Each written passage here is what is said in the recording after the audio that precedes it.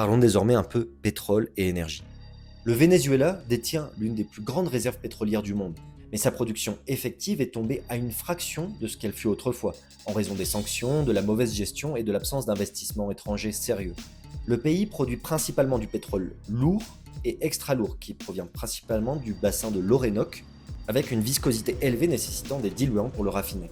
Avant les sanctions états-uniennes et la crise économique, le pays produisait jusqu'à 2,5 millions de barils par jour.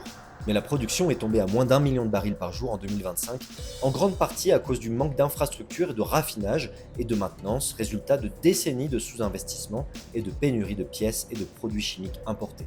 D'ailleurs, jusqu'en 2005, le Venezuela était l'un des principaux fournisseurs de pétrole des États-Unis, avec des chiffres qui pouvaient atteindre 60 millions de barils par mois. Tout change en 2007 avec Hugo Chavez. Dans la deuxième vidéo, nous avons parlé du chavisme comme idéologie au pouvoir depuis 1999 au Venezuela, quand Hugo Chavez décide de nationaliser l'industrie pétrolière. Il prend alors le contrôle des actifs des entreprises américaines. Aujourd'hui, le Venezuela produit environ 1 million de barils par jour, soit à peine 2% de la production mondiale totale. Chevron, le géant pétrolier américain et seule entreprise autorisée par les États-Unis à exporter du pétrole vénézuélien vers Washington, extrait environ 10% de ce million de barils produits par jour sous licence spéciale.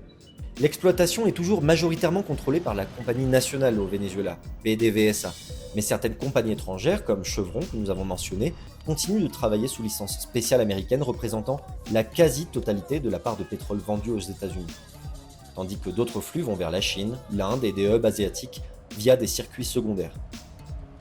Cette situation illustre la dépendance du Venezuela à la fois aux compétences techniques et aux infrastructures ainsi qu'à la volonté politique des États-Unis pour autoriser certaines exportations malgré les sanctions. Mais il y a aussi la nouvelle donne énergétique en mer des Caraïbes qui pourrait coûter au Venezuela. Deux pays caribéens proches du Venezuela, le Suriname et surtout le Guyana, pays avec lequel le Venezuela a une frontière très disputée autour de la région de l'Essequibo, eh bien ces deux pays ont eux aussi trouvé une manne pétrolière. On en reparlera dans une autre vidéo car le sujet est vaste et mérite un peu un éclairage, mais ce qu'on peut rappeler, c'est que ExxonMobil et Chevron exploitent désormais d'importants champs pétroliers pour le compte du Guyana et du Suriname, générant des milliards de dollars de revenus pour ces deux petits États qui connaissent actuellement deux des croissances économiques les plus fortes au monde. Un autre pays qui se trouve sur le front énergétique contre Caracas, Trinidad et Tobago. Récemment, le Venezuela avait signé un accord gazier avec le pays insulaire caribéen pour exploiter des gisements partagés, mais cette coopération a été suspendue après que Caracas ait accusé l'île de complicité dans la saisie de son pétrolier par les États-Unis en décembre 2025, provoquant l'annulation des accords gaziers. Car en effet, le dernier chapitre de la pression des États-Unis sur le Venezuela, c'est le blocus et la saisie par les États-Unis de plusieurs pétroliers qui sortaient des ports vénézuéliens. Alors face à toutes ces données, une question se pose.